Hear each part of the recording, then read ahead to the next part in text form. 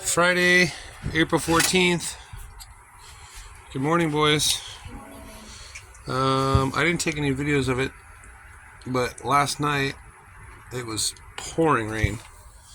Pouring rain in the evening from like 8 p.m. to 11 or something like that. And we had a little bit of a leak here. The old duct tape fortress, the impenetrable plastic / 2 layers of duct tape was penetrated. So it doesn't look like there was much. Anyways, you can see the water in there. Oh, there's a little more in that one.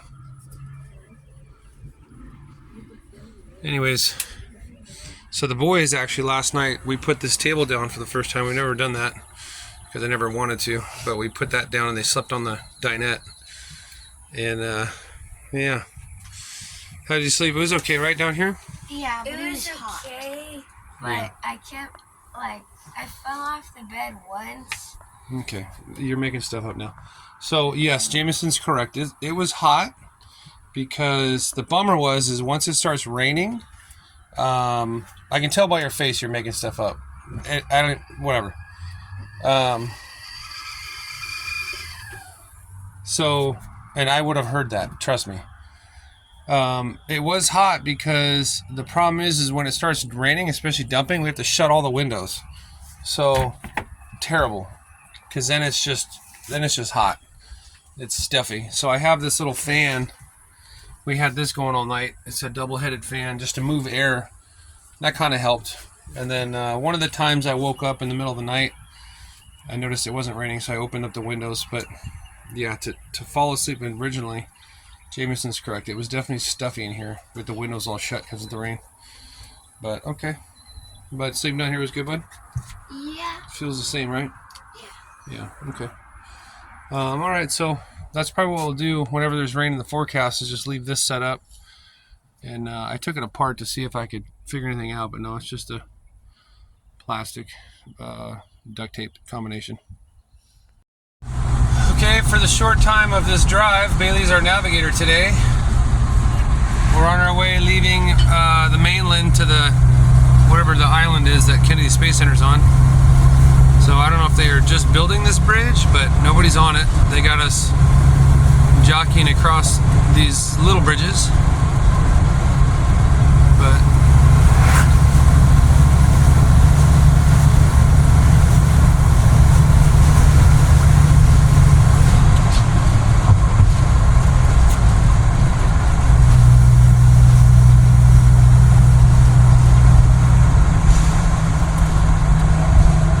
so this used to open for ships, but now they built a way taller one.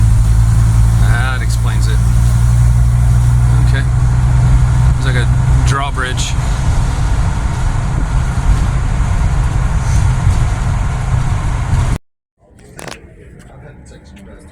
Okay. Miss Bailey's here. Cooper, Jameson. The first ones, we got 10 minutes to wait. Got the RV parked in the RV parking, and we're just waiting. First thing we're gonna do is go on the bus tour, because like Houston Space Center, that line was crazy. So we'll do that first, and then we can tour the museum the rest of the day.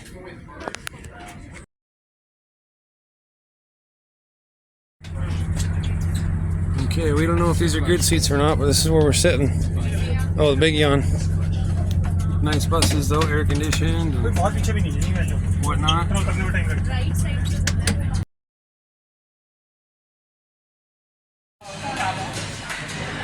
That's a cool painting, huh? Oh, you're taking a picture.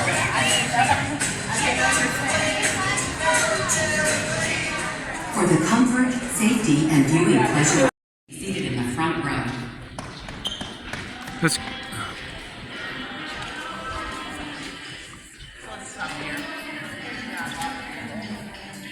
good.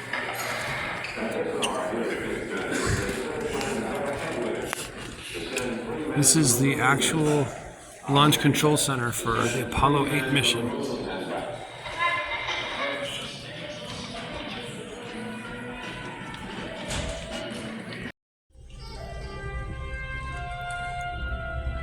Mankind is about to leave his planet behind and journey to another. It is one of those rare moments when history is not being made, destiny is being embraced.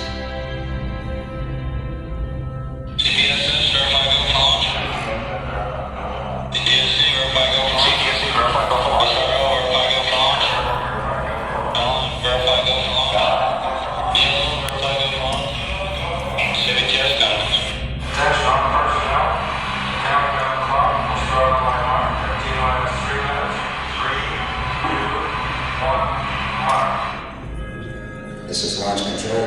T-minus 3 minutes and counting. We have completed our communications checks with the Apollo 8. 9. We have ignition sequence start. The engines are on. 4, 3.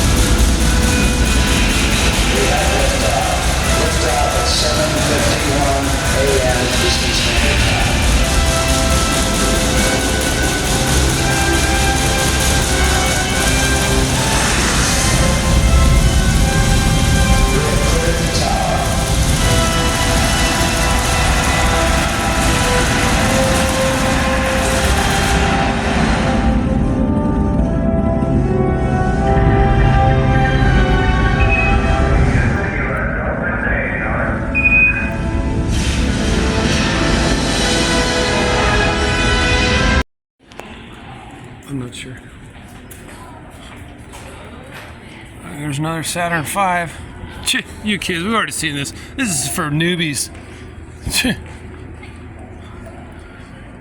Guys, look, we get to walk under this one.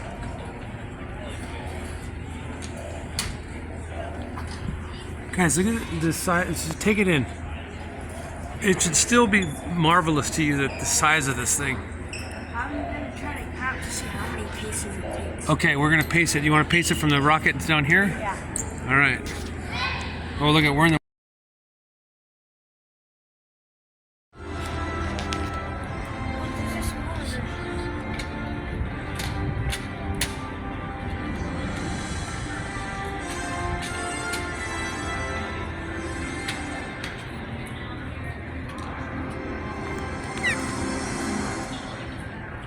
Keep, or you're gonna keep it. I don't know. Kind of, they separated it, so I don't know if it's the same. When you were stepping, this thing was 54. Check this out. So there's the dudes in there. That's how they were sitting, riding this gigantic rocket. That video said that the amount of fuel inside of this when sitting on the launch pad was equal to the hydrogen bomb dropped on Japan. Like the amount of power. So they said a safe viewing distance was 3 miles away, just in case it blew up. But this is pretty good, guys. Look at. So this is what we saw. This is the different stages. So the dudes sit up front.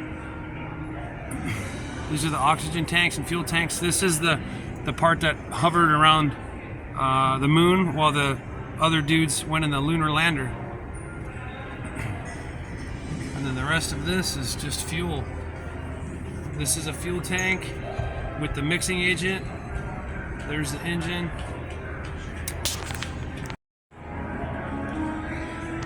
So there's the engines.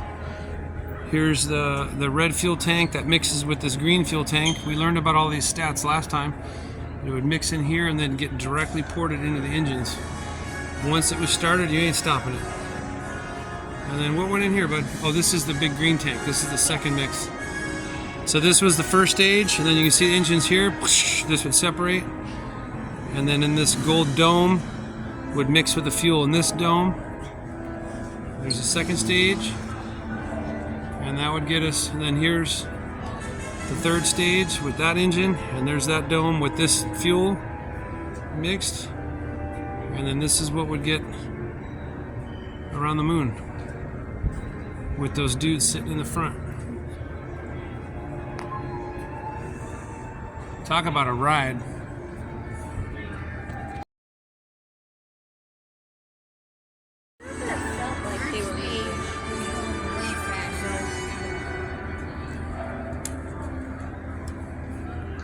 First stage had more fuel and power. Yeah, the first stage was the biggest, most powerful because they had to get out of Earth's gravity. So yeah. So here's an example of the moon rover. What do you think, bud? Would you like to drive this thing around? Yeah. Yeah. I'd like to try to break it somehow. So check this out. I didn't know. So it landed in the craft. It was stowed. Thank you, Jameson. And they had to lower it from one of the doors, pull it out. The rear wheels unfolded. Everything locks into position, unfolds. Then they had to lower it to the surface. And then they unfold the seats and footrests. And there it goes. And they're away. Off-world off-roading.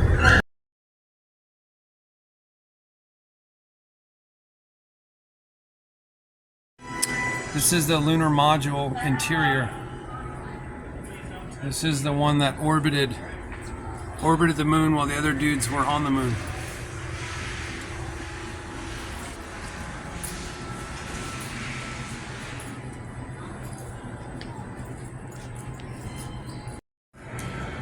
Why did they do a circle?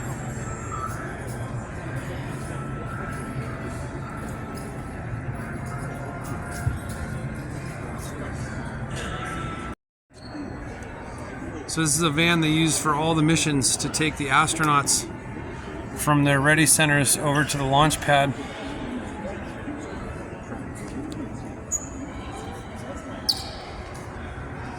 Pretty cool. Is a retrofitted motorhome, converted. No time to explain to Mission Control. Okay, all flight control, everything tight. In Mission Control, everybody is stunned. At 300 feet, the Eagle has left its flight plan and taken off at full speed across the face of the moon. Eagle Houston is descent to fuel to monitor, over. 90 seconds of fuel remaining. Now less than 200 feet, and the Eagle is too low to safely abort back into orbit. They call this part of the flight plan Dead Man's Curve. No level, no level. All that's left for Mission Control is to read off the fuel remaining in seconds. 60 seconds. 60 seconds. The entire moon landing has come down to 2 men and 1 minute. 4. Quickly down to the ramp. And after 30 seconds. 30 seconds.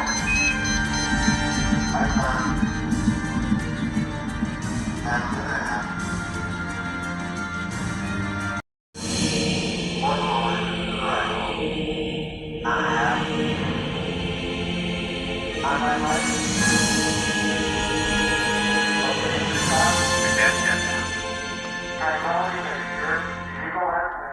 Roger, Tranquility. We copy you on the ground. You got a bunch of guys about to turn blue. We're breathing again. Thanks a lot.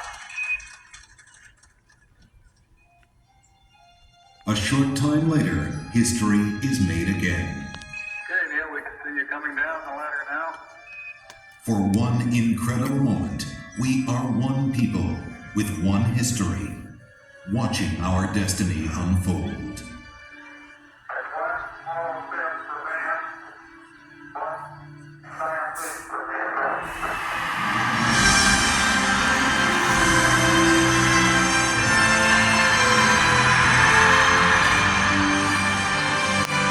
Armstrong is on the moon. Neil Armstrong, 38-year-old American. That is one small step for man.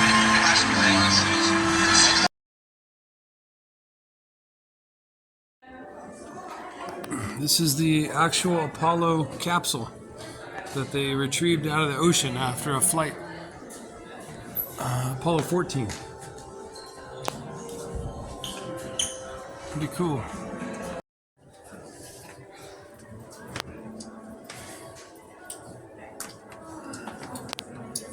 This would be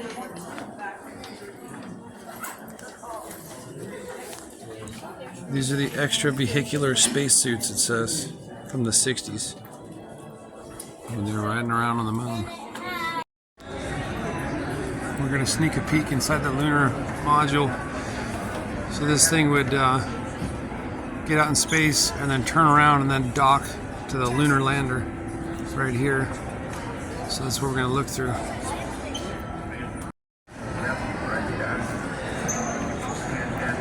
Okay, come on up. So this is the hatch that they would be hanging out in. The one guy would stay up here, and this is the actual hole, guys, that they would come through to get into the lander, the lunar lander. Not really much to see though, huh? yeah. Okay. $1 million pendant. Yeah, this is the they have a exhibit just for the space pen. Let's find out how much this thing cost.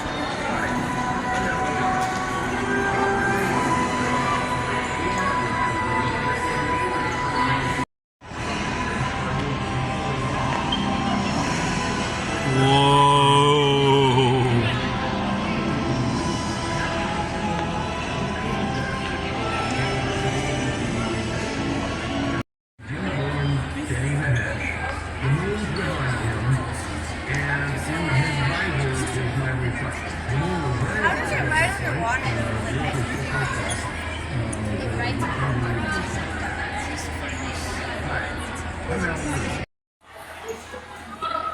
Sorry for the noise, we're in the gift shop. But they had this really cool model that Jameson noticed of the flight path.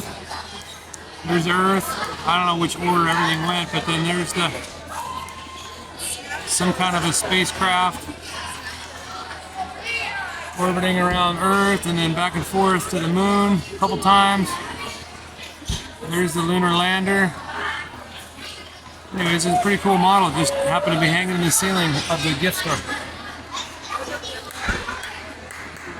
Hurley launched to the ISS for the final step in proving the reliability of SpaceX's crew transportation system. With the success of Demo 2, SpaceX is now regularly sending crews to the ISS. Boeing's spacecraft, the CST-100 Starliner, has also undergone orbital flight tests in order to send crews to the space station. It's able to seat up to 7 astronauts and cargo. Starliner launches atop an Atlas V rocket, made by United Launch Alliance, or ULA. Upon its return to Earth, rather than splashing down in the ocean, Starliner deploys airbags to land in the desert of the western United States. Starliner was actually the first American-made human-rated capsule to have landed on land. On September 4, 2015, Boeing opened its commercial crew and cargo processing facility in what was formerly the orbiter processing facility for the Space Shuttle program. Here's the This crawlers. building you'll see adjacent to the VAB boasts a large, colorful mural of the Starliner in orbit. The commercial crew program is allowing private companies to design in the most efficient and cost-effective way, while NASA engineers offer oversight and expertise.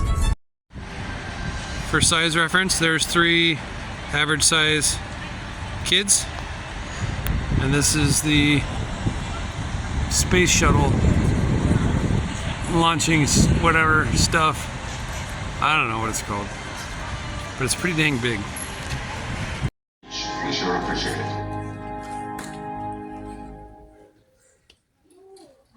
This launch of Columbia marks NASA's first manned test flight ever flown into space with people on board.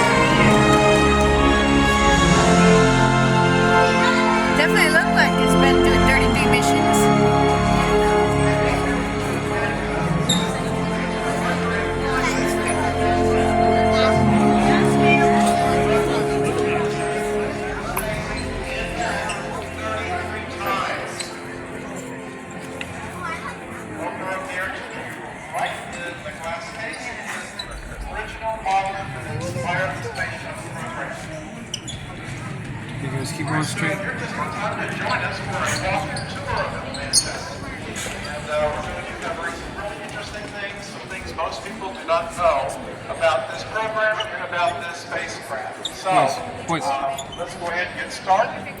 My name is Lee. I'm a communicator here at Kennedy Space Center. I'm one of the faces of NASA telling our story of spaceflight. Now, the story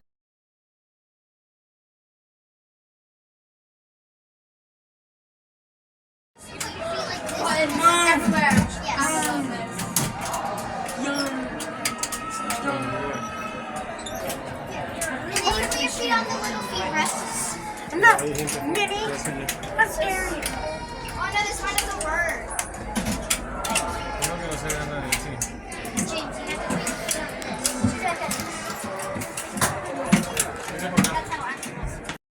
I know y'all want to get food.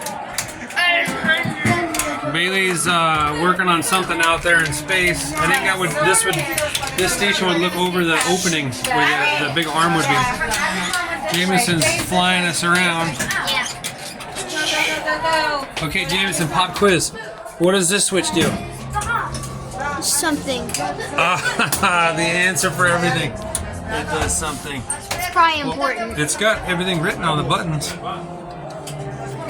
Left CRT SEL. What's There that? it is, see? Cooper, what are you working on back here? You're blowing up the world. You don't even know what you're doing. I don't think anybody does. I think this is for the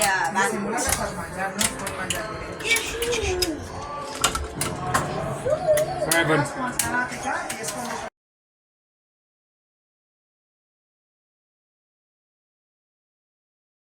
The Hubble's mirror is smaller than some telescopes that we have on Earth. So this is a Hubble replica. Scale, full scale. And Bailey was telling me what now? Some of the Hubble's mirrors are smaller than some of the telescopes we have down here. But what makes this better though, even though it's smaller? It's a big dish thing. No, that's what we're talking about, the mirrors. But I'm saying the answer is it's outer space. So it's perfectly clear. There's no atmosphere to see through. So that's what makes, even though it's a smaller mirror than some land telescopes, they're talking about the fact that it's in space and there's no atmosphere. Everything's crystal clear.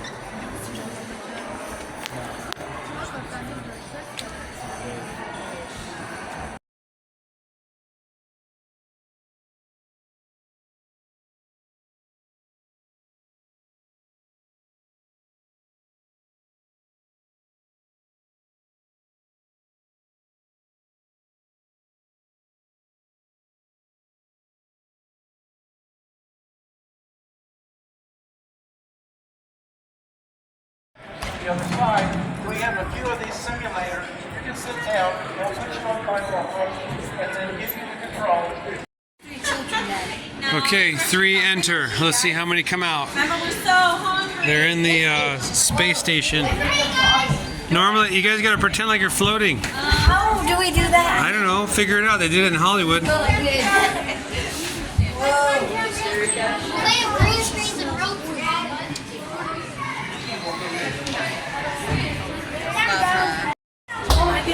Oh, they made it. What did you see? Floating. I saw stinky feet. Yeah, it stinks in there. Hey, look out the tube. Look below you. Dude, this tube stinks. If you guys had smell-o-vision, you'd back away like I just did. I was floating for a second. Yeah. Oh, we lost Bailey. Oh, there she is. I saw her peek out. 3 entered and 2 returned.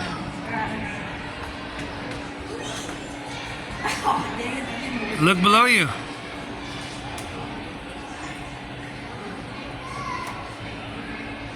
Dun, dun. Here, stop right there. Okay, here comes Cooper on re-entry.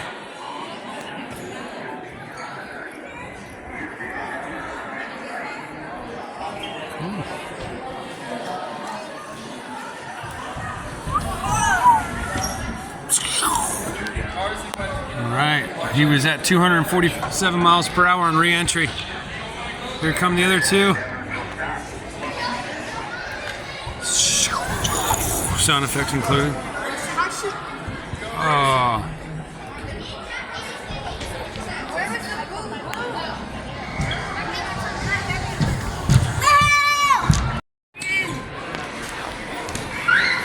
We're at 95%. You guys better get it in there. Oh, there it is. 100% launch.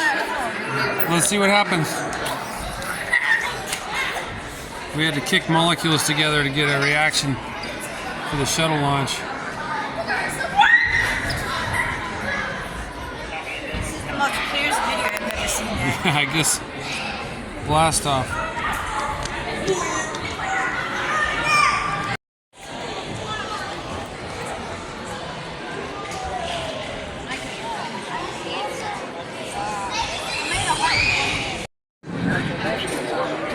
All right, Jameson is in the vehicle assembly building. He's gonna get a chance to assemble the orbiter onto the rest of the shuttle rockets.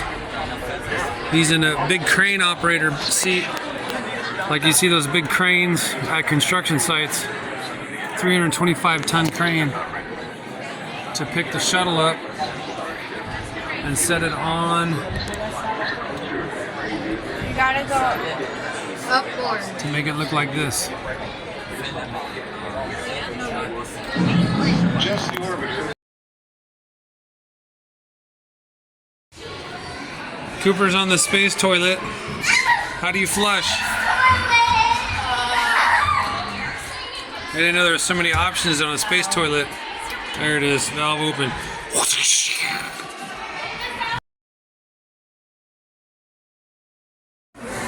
We're in a space shuttle simulator and the line's about to start moving. What do you think so far, Bailey? So far it's been pretty cool and fun. Yeah, a lot of stuff to take in, huh? Cooper, what do you think so far? What's been your favorite thing that we've done? Probably looking at that, the tall rocket with the shuttle on top when we first entered one of the buildings. Yeah, that's true. That one was big. That was huge. It looked small, but it was big. Yeah. What about you, bud? I don't really have a favorite. Like, I just like everything. That's a good answer. Yeah, everything's pretty cool. And for those that are wondering, Jameson didn't get a chance to mount the space shuttle on the rockets because I think, it was retarded. It wasn't working right. Was it working right? I don't know. I don't think it was because we were lined up straight and it said rotated 30 degrees. We're like, why? It's crooked. And then it wouldn't fit in the building. It said, oh, watch out, don't hit the wings. And we're like, well, there was no, I don't know. Definitely needed more instructions, but it was not achieved. Experience for you today. You're about to go on a high-fidelity launch simulation, and I'm going to help you get through it. See, before any launch, all astronauts have spent thousands of hours being tested and trained in simulators, a lot like the one you're going to ride. You'll be riding a special module that fits right into the payload bed. But before you go aboard, we better go over a few basics. Launch preparation for your mission would have started accelerating here at KSC months in advance. Well, let's cut through all that and move. You'll hear a loud roar, and you'll feel a big rumble. After the main engines start, you'll feel the shuttle sway forward a little, but don't worry. It's engineered to come back to vertical before you go. That's what we call the twang. You're getting a lot of power from those main engines, but you're going to need even more to get to orbit. That's where the solid rocket boosters, or SRBs, come in. These guys were the most powerful solid fuel rocket engines ever flown.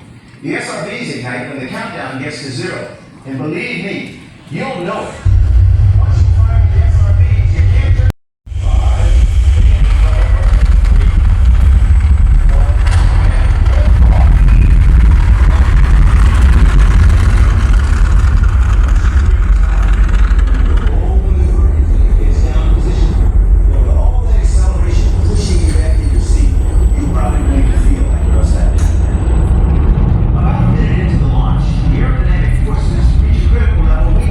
Max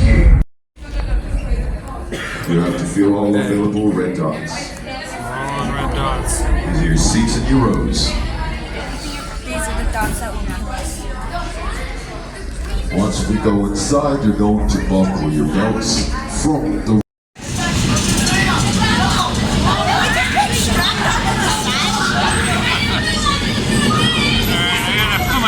They're actually tipping us.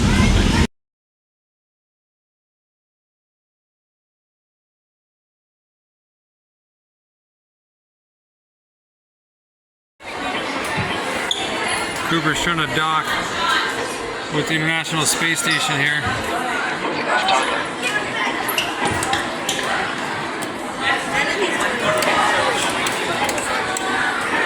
Bailey.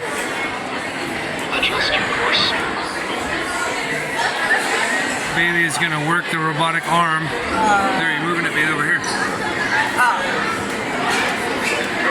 What am I supposed to do though? Oh, and then look, these are the cameras on the arm for you to see. There you go. I don't know what you're supposed to pick up.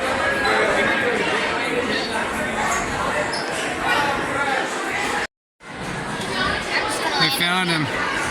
He's trying to land it. This is a little nicer version than the other one, huh? Yeah, but it's a lot harder. Yeah. Especially without a seat. They took the seat out of this one. This one's got the seat. This one don't.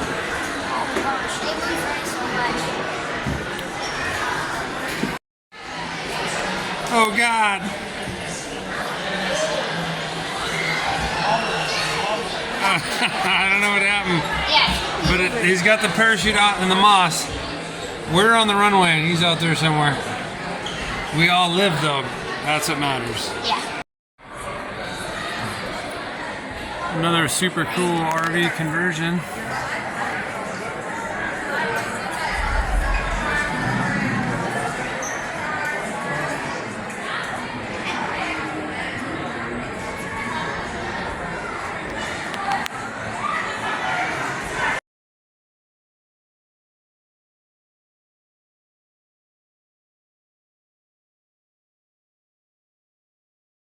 Welcome to Explorers Wanted.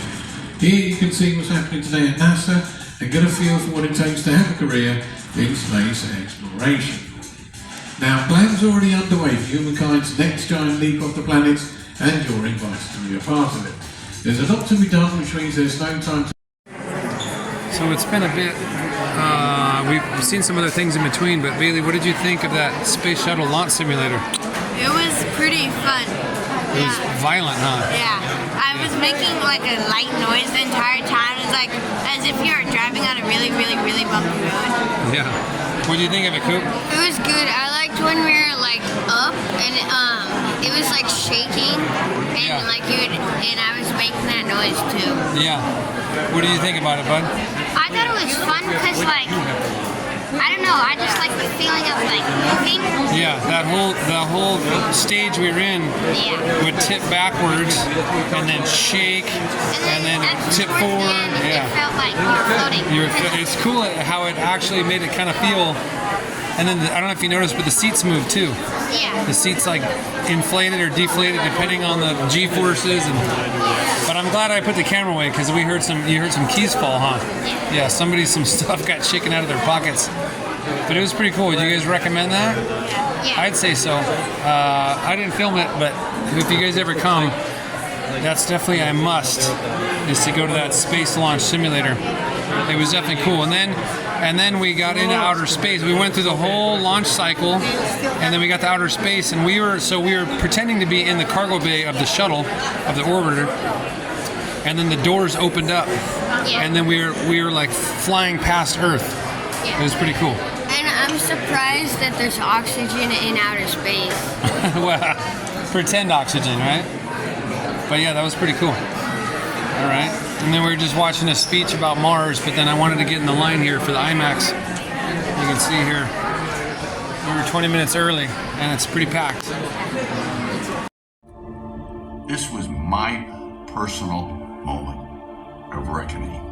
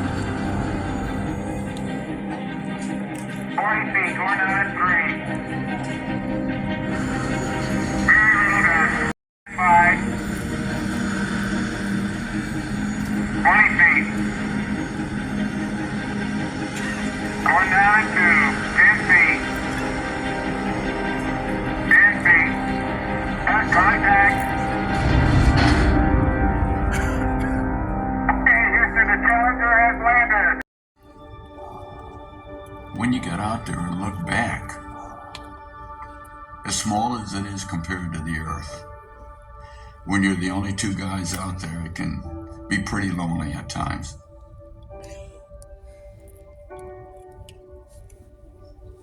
Once we got in, we took our suits off, and we had to dry them out. We had to eat, we had to rest.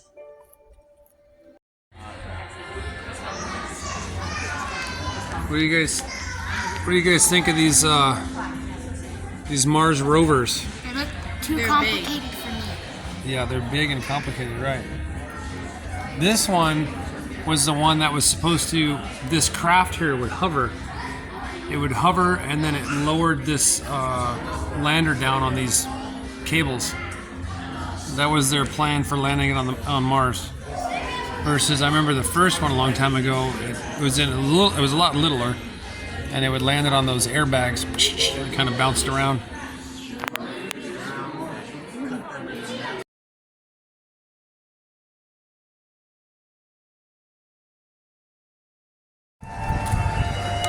Look at the size of that dog.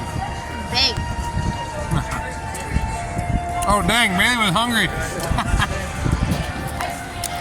Bailey.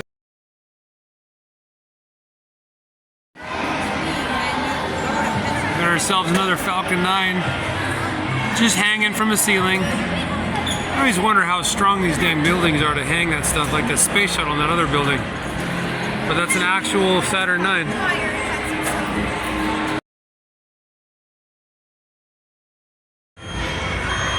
This is an actual SpaceX Dragon capsule that's been used. And they have the new Boeing Starliner mock-up over there. It's funny how after all these years they still look the same shape.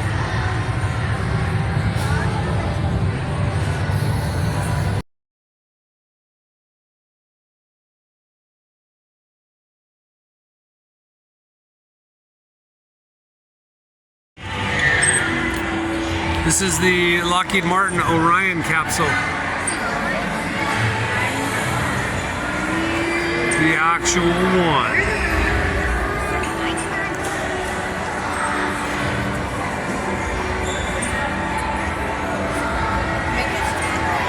There's the other two. There's the Falcon and the Starliner. The boys and I are over here learning about satellites. You see the one? And Bailey's doing Tai Chi. That just came out. Our Tai Chi master.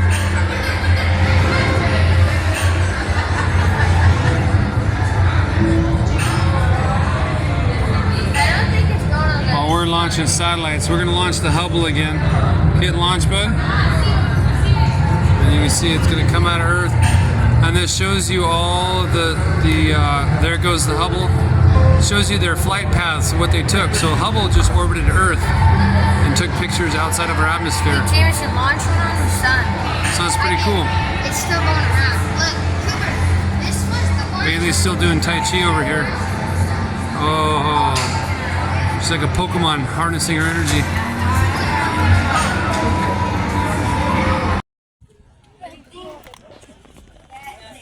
Okay, we're loading into the simulator. You'd think that they would have padded seats. Yeah, well this stays out. This stays outside, so. Can you reach, bud?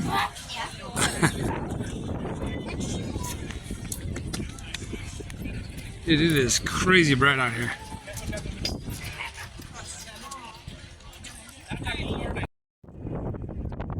So we're outside at the rocket park. They got all kinds of rockets out here, all guide because of the crazy wind and hurricanes that they get.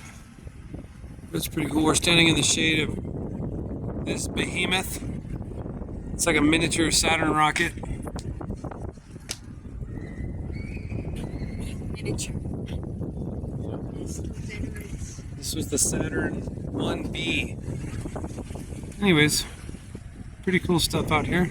We're gonna walk over to them and check them all out.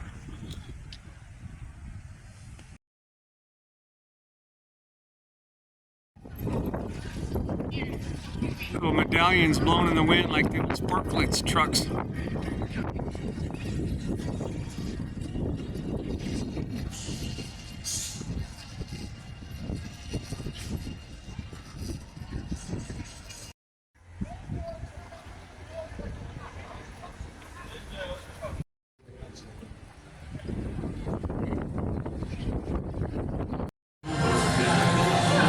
So these Titan II turned into, it was the nuclear missiles that we saw back in Arizona, but then they turned into the Gemini program and they put a dude on top. Instead of a nuke, they put a dude on top, and that's what launched the first couple guys into space. And look at how small it is compared to the Saturn.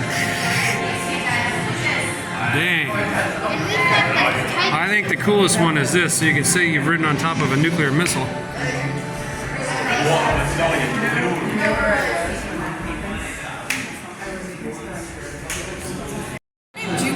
This Saturn 1B is the one that we were just standing underneath in the shade, but it's still really small compared to the Saturn 5.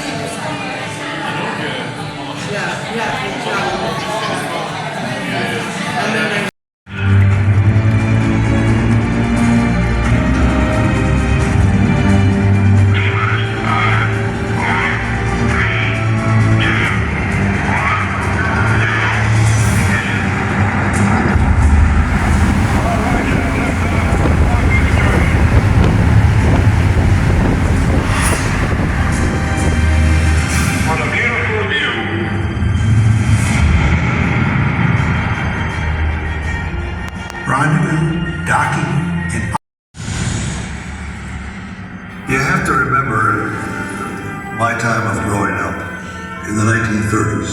The people of the past, the barnstormers and the people that did their early triumphs in aviation, and one of them, of course, was Charles Lindbergh. They asked me if I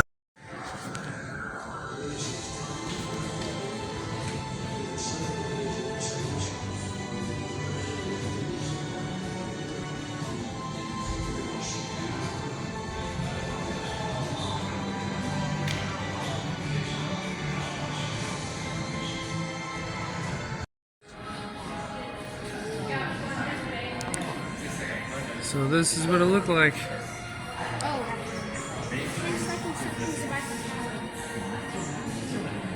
At these very consoles, a team of pioneers assembled for one purpose, to send a man into space.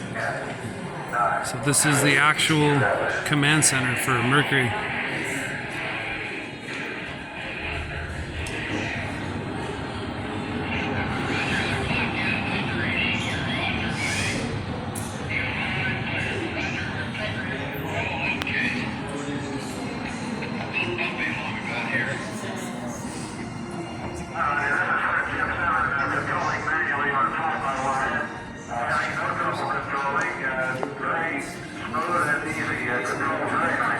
Everything was going so well that it was beyond belief that it would go that easily. Telemetry people. So we're in a room of a bunch of different astronaut plaques, and the kids are seeing who's done the most. We got Mike Foale. He's done all kinds of junk. He's had a pretty exciting career. And then we got this guy over here.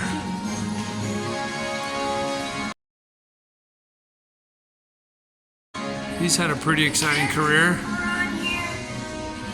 And then I think the only other one is this guy, John Blaha. Man, he's done some good stuff. He's a pilot.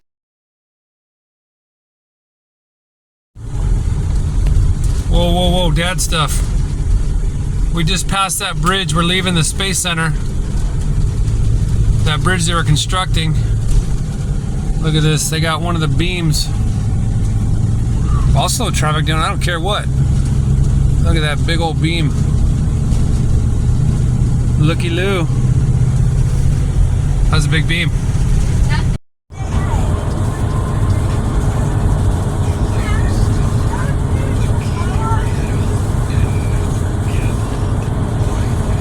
Still loving on each other. Oh, Jameson's like a zombie. He's eating them. Where are they kissing? Oh, dang.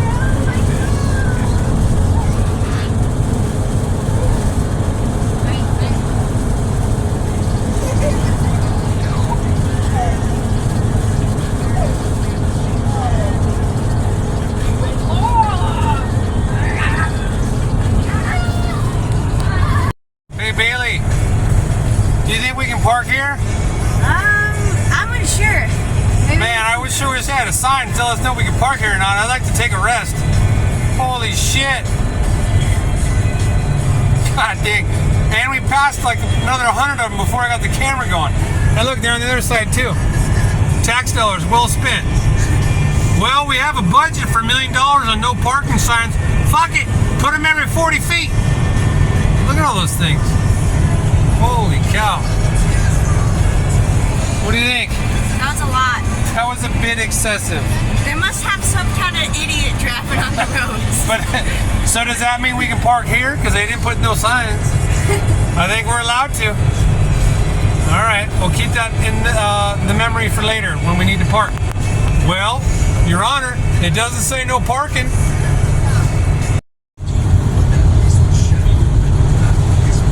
I'll help you in a second.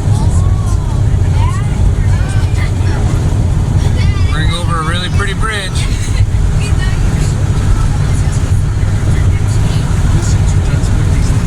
Sorry for the bouncy, but that's the way the bridge is. We're on a bridge before the bridge. There's a sunset. I don't know, but this is like perfectly bouncy with the wheelbase. This motorhome is retarded bouncing. I'm doing my best here. Doing my best. Last time we were on a big bridge, I had Bailey film it because it was crazy windy. But not this bridge. Definitely gonna have to do some video stabilization and post-production. That's Hollywood talk for you people watching.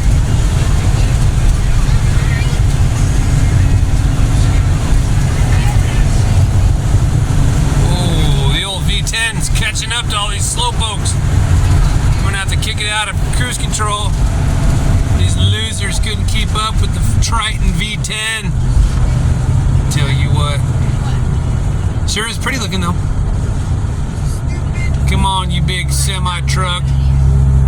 Holding me back. We got shit to do. It's slowing you down so you can enjoy the bridge. Oh, you're right. That's a good perspective. We're enjoying the view. Look at the view. Look at the view.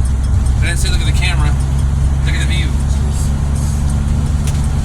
They got some shipping going on here. Look, they got the big unloading cranes. I don't know what town this is. Just another one. All right. Bailey, what drink are you drinking? Cinnamon soda. Well, read me the thing. Red hot? Cinnamon red hot soda. Oh, okay. All right, how's it taste? Definitely different. Does it taste cinnamony? Yeah. I can't really like explain the flavor, but it definitely is cinnamony. All right.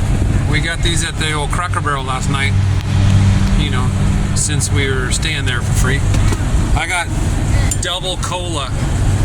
I figured if cola is good enough, double cola better be double good. We'll see what the boys had later. They're still trying to open it. They can't open it.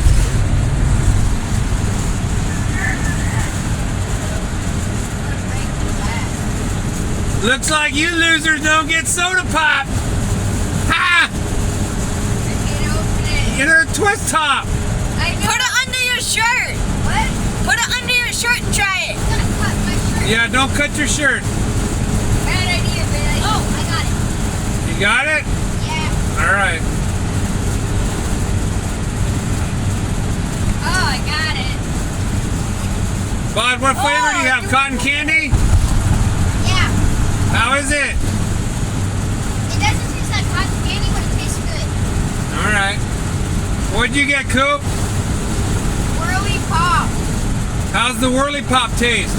Good. It tastes like all flavors, but it mostly tastes like blue raspberry.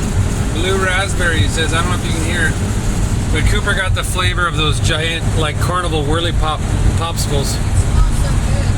All right, I'm gonna try my double cola. Up on the old Florida-Georgia line, you see the ... in the river. This is one of those states that's border is defined by a river.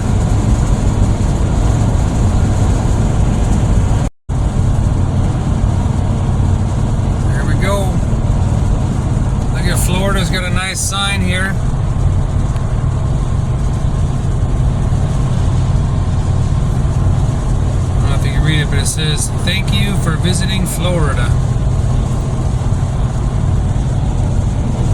That was nice. Now, word on the street is gas is cheaper in Georgia.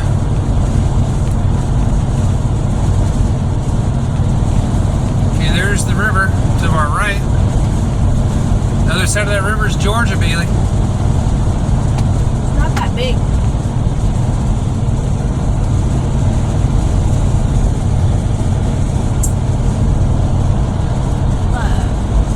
I'm going slow in hopes that I can pull over, but I don't know if I can because it looks like it's on a bridge.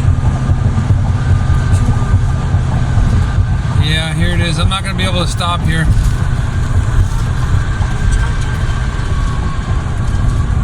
Can't pull over. Welcome to Georgia. Oh, she said it at the same time I did. Jinx, no more talking. All right. Well, we'll pull over this here welcome center just like we did back in Louisiana. I'm sure they'll have something we can take a picture with. We're in Georgia, kids.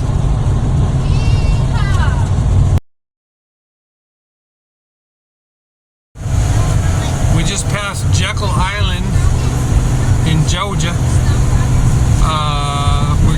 We're going up a big bridge right now. Ain't much to see at night, but it's definitely a cool looking one in person. It's pretty tall. You can kind of see where the lights hit, but otherwise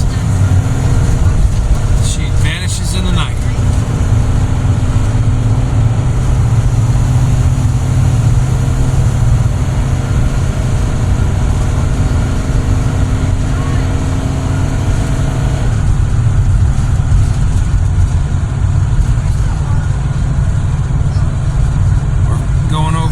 There's a sign that said that Georgia ports. Dang, this is pretty steep, huh? Yeah. I know you can't tell in this video, but this is pretty steep. This is probably the steepest bridge we've been on this trip. I don't know how to convey that to the audience here, or your future selves, children, but this is a pretty steep decline.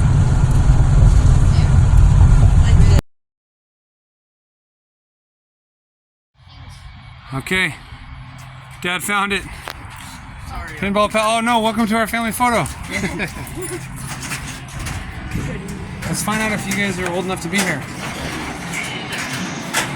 Dang, oh dang. This is a tiny one. And it looks...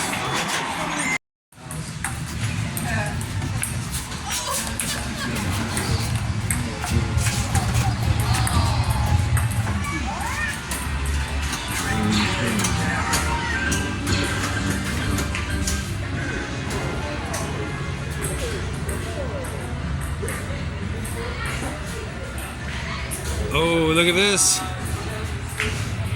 The old black hole. This is what we got coming in the mail.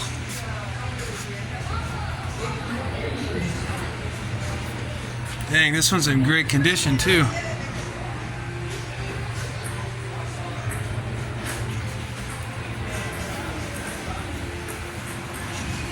That's one side of this back building. Look at this warehouse. This is the back warehouse. Pinball Palace, Mark, in Georgia. These ones are obviously not on. He's got to fix a couple things, he said.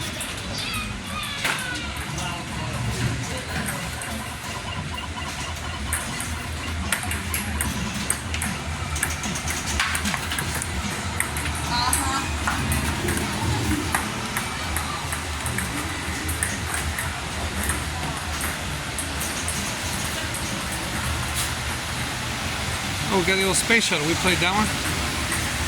Alright, that's his back building. Okay, this is the main building, but he's got all, it's like a old house or something, I don't know, but...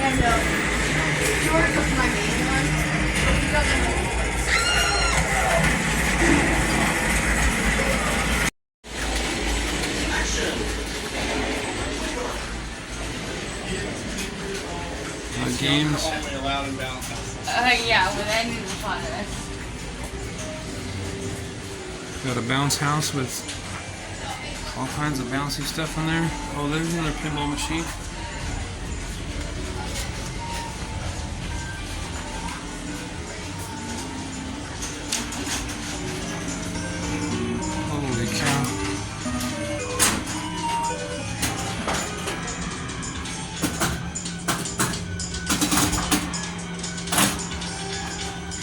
thing. I thought I'd be able to just come in here and play. I didn't realize there was so many dang... Good, sir.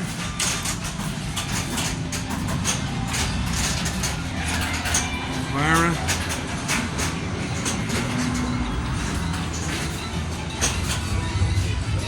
Holy shitholes, guys. I mean, there's games everywhere that I'm not even showing.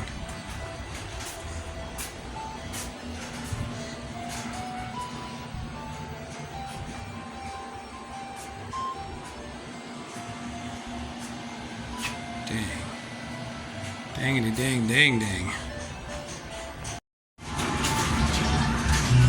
Wait, there's more.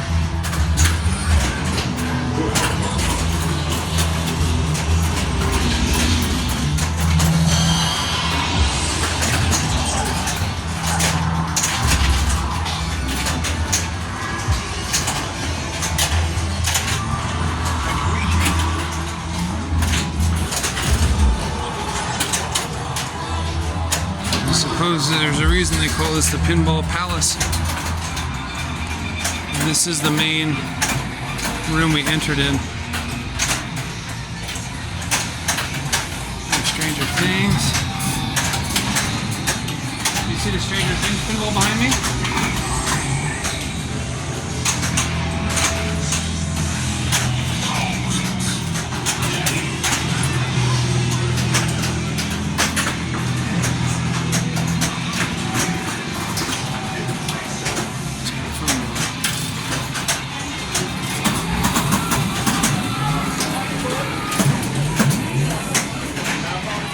You guys wouldn't believe how many pinball machines they have here. There's that whole nother room in there, right? There's like 5 rooms in this building, and then there's a whole nother warehouse. Cooper's playing the Monsters. I played Apollo 13 so far in Tron, but Cooper found this one because it's got another level, like Black Hole. Haunted house. We're trying to figure out how to get down there. Bailey's playing Game of Thrones. Yeah.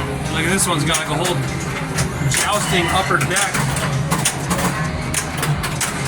That's pretty cool. Look, it's like the top of a castle. Dude, oh, there's a dragon up there too. Yeah. Dude, this game's got some crazy things. I was so close to getting it in the hole. Ninja Turtles. Some kind of a glider.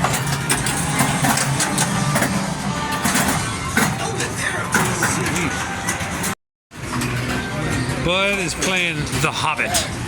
Look at this, is more of a digital one. We've learned that the screens are more for the people watching, because when you're playing, you can't watch it. Oh, multi-ball.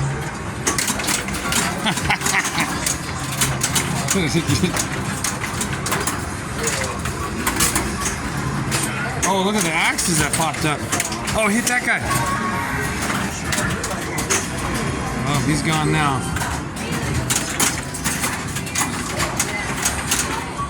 Dang, there's 5 balls up there. 4 balls. It's hard to get like 2 balls on one flipper. Well, this is that very expensive one? Yeah. It's the one that Mark said was like $30,000. Maybe, I don't know. Pretty sure it It's is. pretty cool though. Guns N' Roses.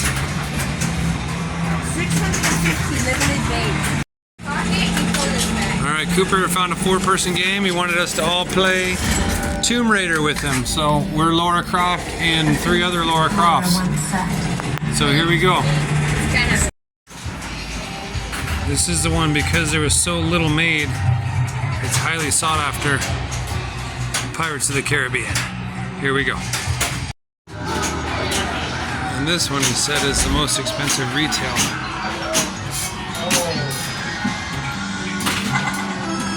Autographed version Pro.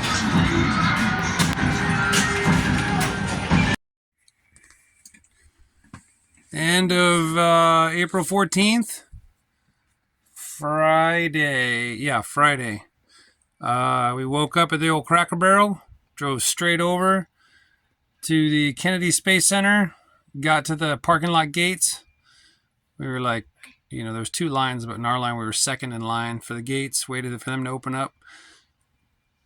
And then we opened Kennedy Space Center and we left at 5. That's when they usually close, but for some reason today was open until 6. But we pretty much saw everything, so we left at 5. So we're going to say we closed it, I don't know. Technically speaking. Technically on a normal schedule, but for some reason today was 6 p.m. So we did that, and then we got in the motorhome and hauled ass because we were trying to do one of 2 things. On the way from Kennedy Space Center up to Georgia in the Palm Coast, I think it is my friends Kevin and Aaron, their dad and stepmom live there. I called them yesterday. It was last minute because this whole trip, I don't plan much more than a couple days in advance.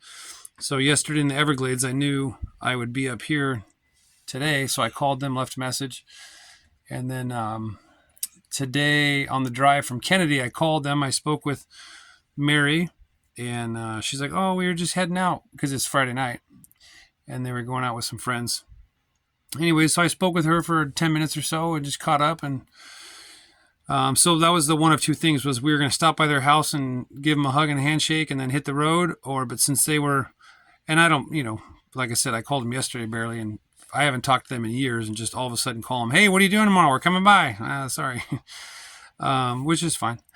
But so then we just kept on trucking and I said, all right, cool. Shift gears. Let's put the pedal to the metal and hit 67 tonight. Suck down them gas gallons. And we made it to this place in Georgia.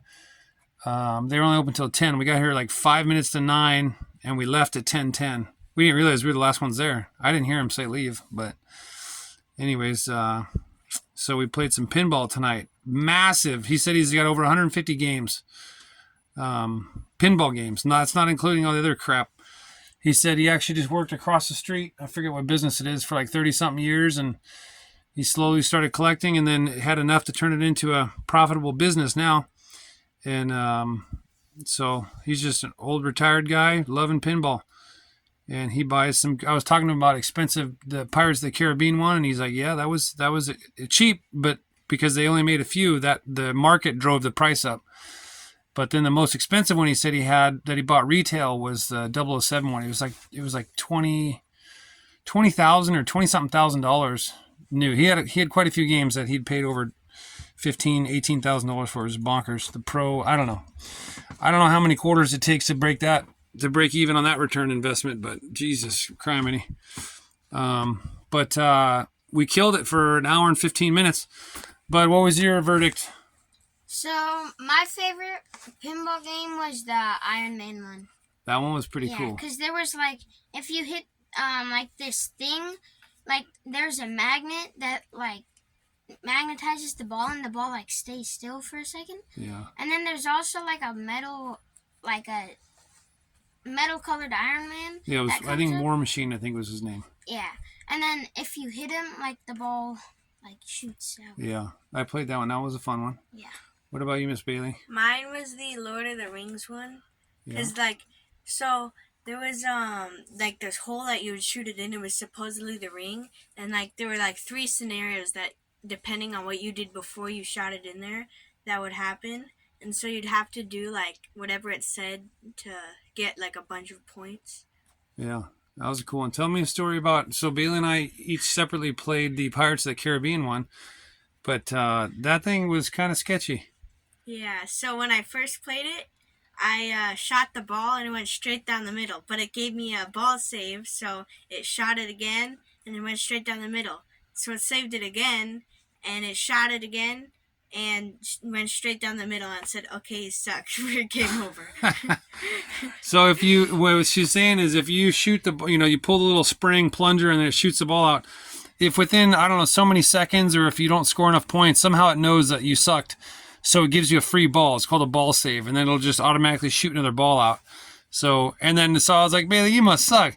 And then I later on sat down and played the game. Dude, that thing is lined up perfectly. If you're not paying attention, it comes out fast too. It shoots right down the middle. And because I had it happen, same thing, not consecutively 3 times to get a message like she got, but the couple of times I played it, I probably 4 or 5 times shot straight down the middle. I'm like, what the hell? So it was funny. That was the Pirates of the Caribbean one. Yeah. But yeah, that was a fun one. What about you, Coop? I didn't know what the name of it was, but there was like one like a black hole. It had like a smaller board under the top board, and it had many flippers, but the ball was so small. Oh, and down below? It wasn't very lit up, so you could barely see the ball. Yeah. And I lost, because there's only a little bit of room, so once you hit it, it hits off the wall and comes straight back. Yeah, you probably got to be a little bit taller to be able to see it better. But yeah, I took video of that one, so I posted that. And that reminds me, the black hole game that we bought, that coincidentally they had, I asked him what was wrong with it, and he said when it goes down to that lower playing field, the little ball return to get back to the main play field, something was wrong with it, so he had to replace the solenoid or something. I forget what it was, but yeah, so I videoed that one. That was a cool game, the one you're talking about, where it had the separate play field. But yeah, I don't know what my favorite one was. I played a bunch, but I just like seeing all the different shenanigans they have, the different what do they call that? Like gimmicks, like, because some of them have a bunch of different rails and paths and different widgets and whatnots, and some of them have little spinning discs, so as your ball rolls through it, the disc like changes its direction. And there was one where it's a car one, and instead of a lever you pull, like it was a shifting thing, and if you got it in this certain like path, it spun it around like a bunch of times as if it was like a race car on a track. Nice. And it got you like 5 million points for that one. There it is. Which was nice. But, yeah. And on The Hobbit, I got a new high score. It was like 158,000 something. Yeah. I forget the exact number. He put his initials in the game, people. He's famous here in Georgia. All right. So it's like 10:30 at night now. So needless to say, we're going to, the kids are already flossed and brushed and whatnot. And we're just here in the satellite parking lot. That's the Pinball Palace right there across the street. We're just going to, I forgot to ask the guy, because it was like I said, we were in there till 10:10 and they were cleaning up. I was like, oh shit, we got to go. And the main dude wasn't there. It was just the 2 helper dudes. But I was going to ask him if we can just park here, but he was already gone or something. So we're just going to park here. We're in their satellite dirt lot, and hope we cross our fingers that nothing bugs us tonight. But we're going to wake up tomorrow and head to Savannah, Georgia, and see some stuff. So, okay, kiddos, anything else you want to say? No, not really. All right. Well, welcome to Georgia. Yeah. Bye. Bye. Bye. All right, for today's adventure, we woke up in Titusville at the Cracker Barrel. Somewhere, it was over here a little bit. But we just drove across this NASA Causeway to the Visitor Center.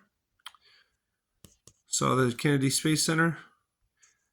Cruised back, and then went up the old Palm Coast. Cruised through Jacksonville. Up and out of Florida, there's the Florida-Georgia line.